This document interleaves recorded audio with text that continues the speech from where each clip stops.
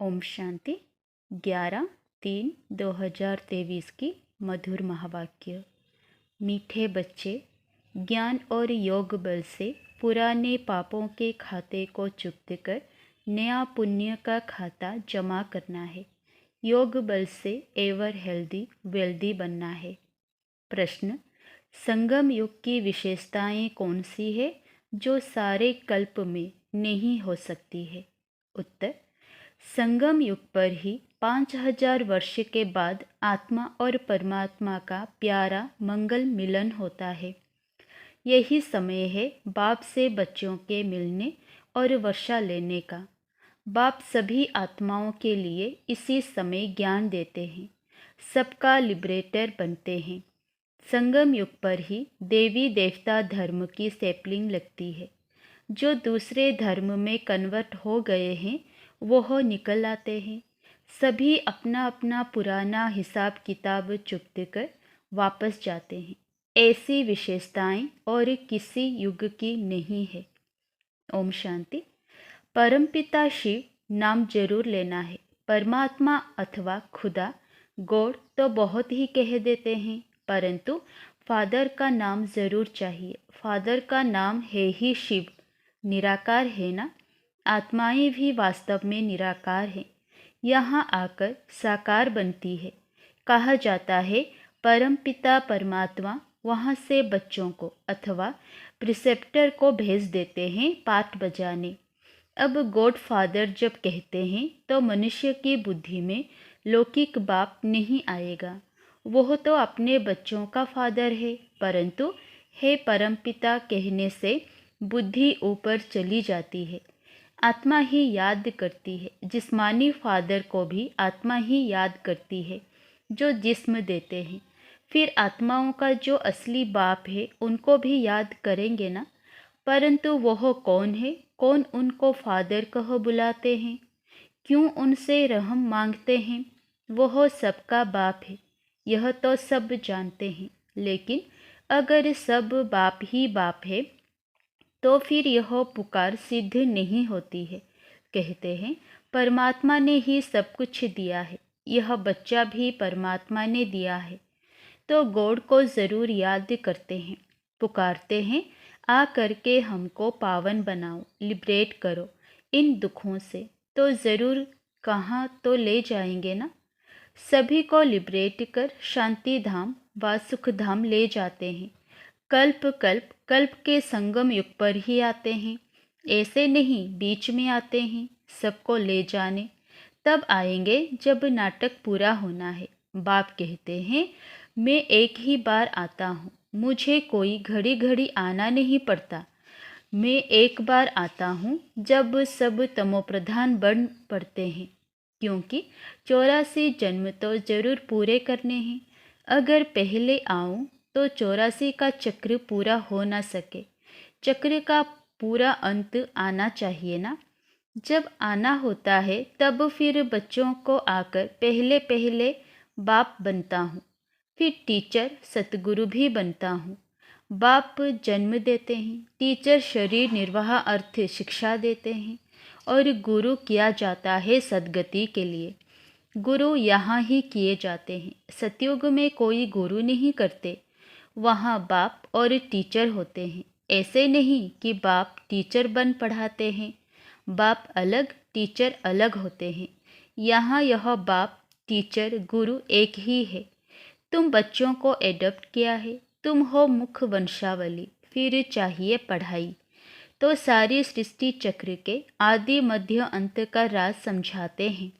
Drama में मुख्य creator, मुख्य एक्टर कौन कौन है? सारे विश्व के चक्र की नॉलेज बताते हैं। मूल वतन, सूक्ष्म वतन, स्थूल वतन का सारा समाचार बताते हैं। यह सारा चक्र कैसे फिरता है? पहले पहले नई दुनिया में कौन कौन आते हैं? पहले पहले तो बच्चों को यह जानना चाहिए कि वो हमारा बेहद का बाप है। यह ब्रह्मा भी कहते हैं हमारा बाप यह शिव है, ब्रह्मा वल्द शिव। शिव बाबा भी कहते हैं यह ब्रह्मा बच्चा है, मुझे इनमें प्रवेश करना है, तो मैंने इनको एडॉप्ट किया। पहले इनका नाम असुर लेखराज था, फिर ब्रह्मा नाम रखा है। मैंने इनको अपनाया है। मनुष्य बाबा बाबा कहते हैं, परंतु बिगड़ जाने।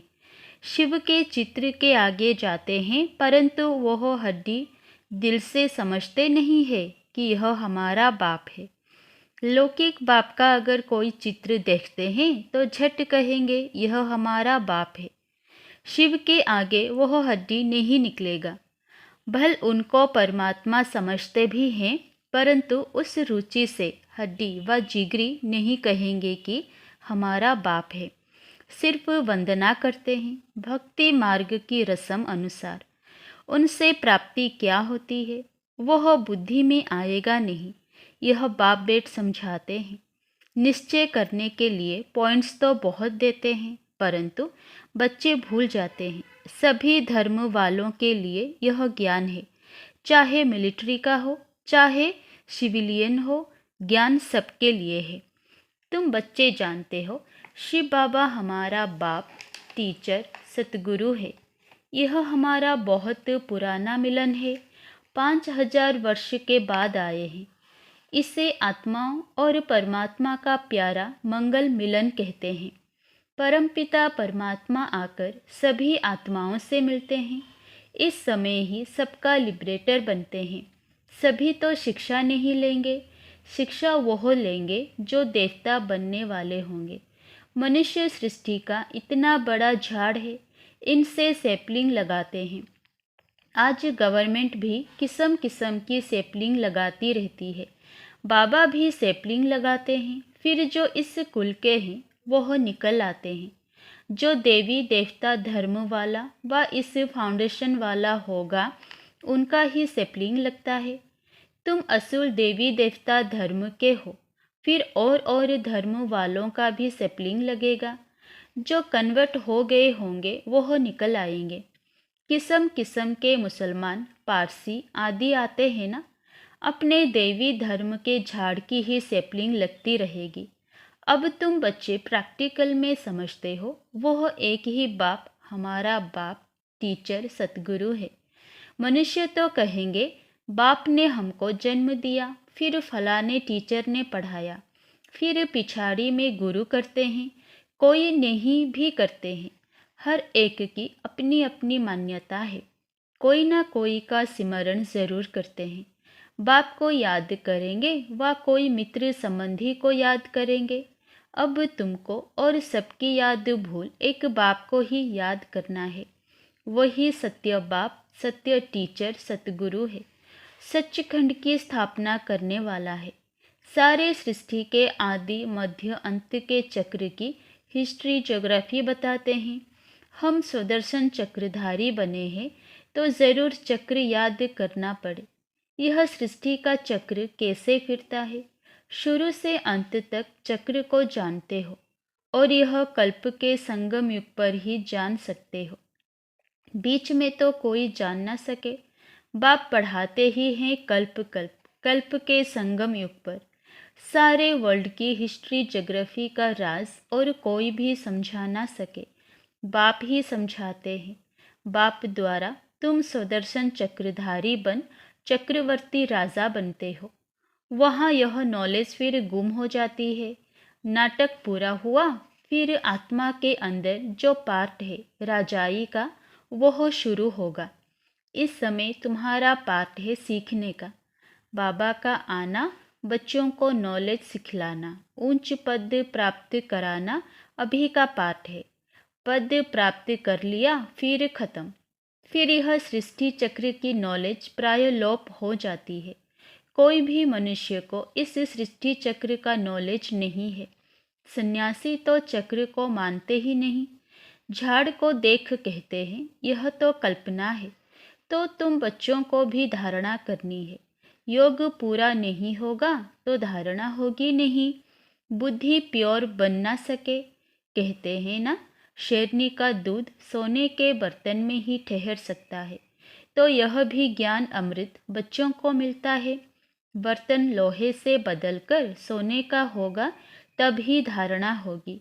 इसमें अच्छा पुरुषार्थ किया जाता है। बहुत सहज है वर्ल्ड की हिस्ट्री ज्योग्राफी को जानना। सतयुग में कौन राज्य करते थे, कितना समय किया, घराना होता है ना, तो इसको कहेंगे डीटी डिनाइस्टी ने 1250 वर्ष राज्य किया। क्या लड़ाई से राज्य लिया? नहीं, अभी के पुरुषार्थ की प्रारब्ध पाई है। यह सारा चक्र तुम किसी को भी समझाओ तो बहुत खुश होंगे। भल मिलिट्री के हो, दिल्ली में आते थे ना, उन्हों को भी बाबा समझाते थे ना कि तुमने सुना है जब गीता सुनाई जाती है तो उसमें भगवान उवाच है, जो युद्ध के मैदान में मरेंगे वह मुझे प्राप्त करेंगे, स्वर्गवासी होंगे। परंतु ऐसे नहीं कि सिर्फ गीता पढ़ते व सुनते हैं तो स्वर्ग में चले जाते हैं। तुमको अगर स्वर्गवासी बनना है, बाप से वर्षा लेना है, तो बाप को याद करो, श्रीमत पर चलो। यह ज्ञान अभी ही मिलता है, क्योंकि अभी स्वर्ग के द्वार खुलते हैं। यह ज्ञान अभी के लिए ही है।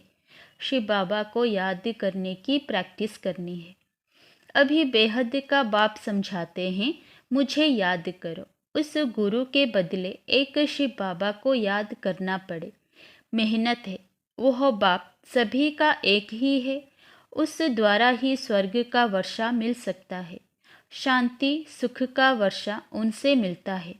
यह समय है ही बाप द्वारा बाप से मिलने का अथवा वर्षा पाने का।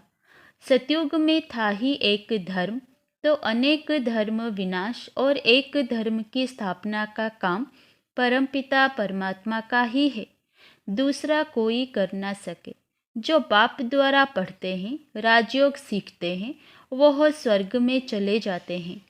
तुम जानते हो अब कलयुग का अंत है, महाभारी लड़ाई भी सामने खड़ी है। जो पढ़ेंगे वही पद पाएंगे, बाकी जब हिसाब किताब चुकत कर वापस चले जाने वाले हैं। तुमको अभी प्रैक्टिकल में अपने पापों का खाता चुकत कर और पुण्य का खाता जमा करना है। जितना जितना ज्ञान और योग में रहेंगे तो पुराना खाता भस्म हो, नया जमा होता जाएगा। योग बल से तुम्हारी आयु बढ़ेगी, तुम एवर हेल्दी वेल्दी बनते जाएंगे। ज्ञान और योग से दोनों मिलते हैं। यह तुम्हारे लिए हॉस्पिटल भी है तो कॉलेज भी है। वास्तव में सच्ची सच्ची यूनिवर्सिटी यह है। गवर्नमेंट की जो यूनिवर्सिटी है उनको यूनिवर्सिटी नहीं कहेंगे। यूनिवर्स तो सारे विश्व को कहा जाता है, उसमें विश्व की नॉलेज कोई है नहीं, वह सब है हद की। कितनी हदें डाल दी है। यूनिवर्सिटी को हिंदी में कहा जाता है विश्वविद्यालय। सारे विश्व से कोई भी आकर पढ़े, उस यूनिवर्सिटी में तो ऐसा हो ना सके। यहाँ कोई भी आकर पढ़ सकते हैं।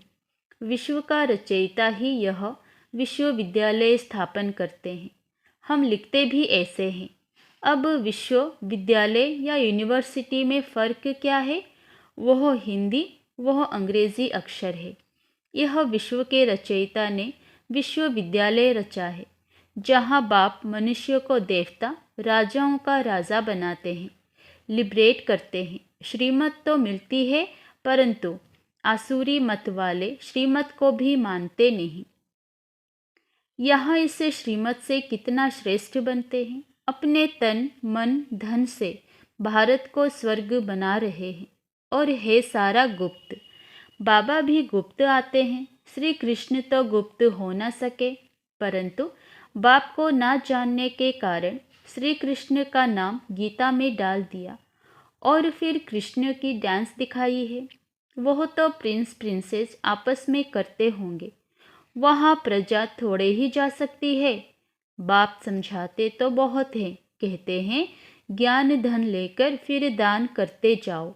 बड़ी ऊंच पढ़ाई है और पढ़ना भी ऐसे साधारण है। कुर्सी पर तो आसन लगा ना सके, यह टांग टांग पर चढ़ाकर बैठना, यह राजाई बैठक ठीक है। यूं तो तुम कैसे भी बैठो। सतयुग में तो गोल्डन स्पून इन माउथ है। बच्चों ने साक्षात्कार भी किए हैं, कैसे विमानों में सोना भरकर आते हैं। महल आदि बहुत जल्दी सब कुछ बन जाता है। अब भी बाबा के देखते देखते बिजली, मोटर आदि क्या क्या बन गए हैं। आगे अनाज कितना सस्ता था, तो सतयुग में कितना सस्ता होगा।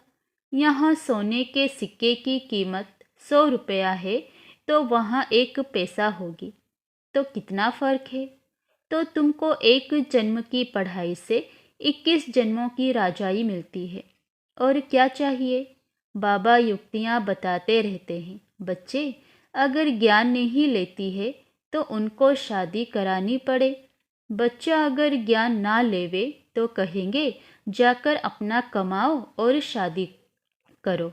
बाबा राय तो हर बात की देते हैं। शादी पर जाना है तो सिर्फ फल लेकर शिव बाबा को याद कर खाएंगे तो वह पवित्र बन जाएगा।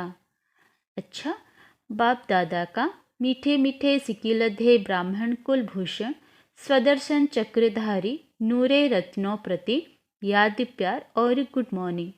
रूहानी बाप की रूहानी बच्चों को नमस्ते। धारणा के लिए मुख्य सार 1 नंबर, बाप से जो ज्ञान धन लिया है उसका दान करना है। गुप्त रीति से पढ़ाई पढ़कर 21 जन्मों की राजाई लेनी है। नंबर 2, और सबकी याद भूलकर एक बाप को सत्य बाप, सत्य टीचर और सत्य गुरु के रूप से याद करना है। वरदान, रूहानी नशे द्वारा दुख अशांति के नाम निशान को समाप्त करने वाले सर्व प्राप्ति स्वरूप भव। रूहानी नशे में रहना अर्थात चलते फिरते आत्मा को देखना व आत्म अभिमानी रहना। इस नशे में रहने से सर्व प्राप्तियों का अनुभव होता है।